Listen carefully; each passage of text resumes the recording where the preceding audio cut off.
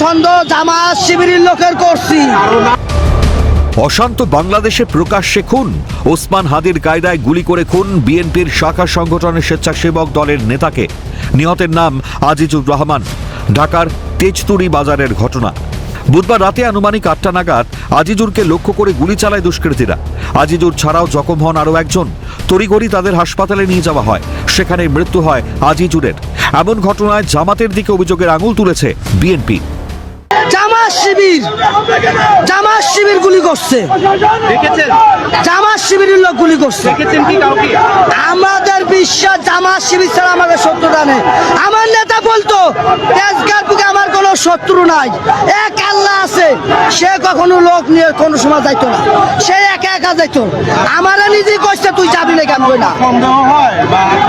আমরা সন্দেহ জামাত শিবিরের লোকের করছি। 30 বছর ধরে আমাদের সাথে উঠা বসা, আমি তার কোনো খারাপ রেকর্ড দেখি নাই। তাহলে সেই লোকটা কেন মেরে ফেললো? না কারোর সাথে আমরা যেটা শুনছি এটা কি রাজনৈতিক ঘটনা? হ্যাঁ হ্যাঁ হ্যাঁ, রাজনীতির ঘটনা। আমরা শুনেছি নীরবেরা ই দেয় নাই, নোটিশ দেয় নাই, তার জন্য মুসাফিরে মেরে ফেললো। এদিকে আজিজুর হত্যার পরেই ঢাকার রাজপথে ক্ষোভে ফেটে পড়েন বিএনপির কর্মী সমর্থকরা। উল্লেখ্য, আগামী মাসেই সাধারণ নির্বাচন বাংলাদেশে। এই অবস্থায় পরপর খুন বাংলাদেশের পরিস্থিতি, আইন শৃঙ্খলা নিয়ে বড়সড় প্রশ্ন তুলে দিচ্ছে। প্রশ্ন উঠছে, আদৌ কি সুষ্ঠু অবাধ নির্বাচন সম্ভব?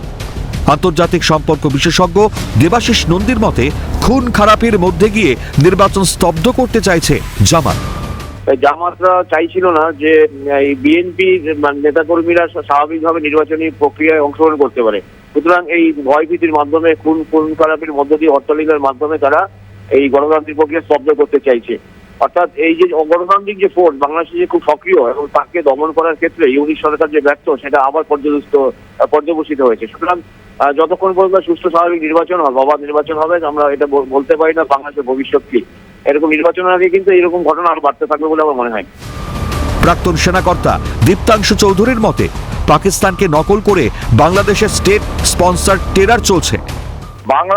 বাংলাদেশে যেটা আছে সেটা হচ্ছে স্টেট স্পন্সর টেররিজম, যেটা পাকিস্তানে ওরা নকল করার চেষ্টা করছে। যে মৌলবাদী শক্তিদের হাতে বাংলাদেশ চলে গেছে 16 মাসের পর।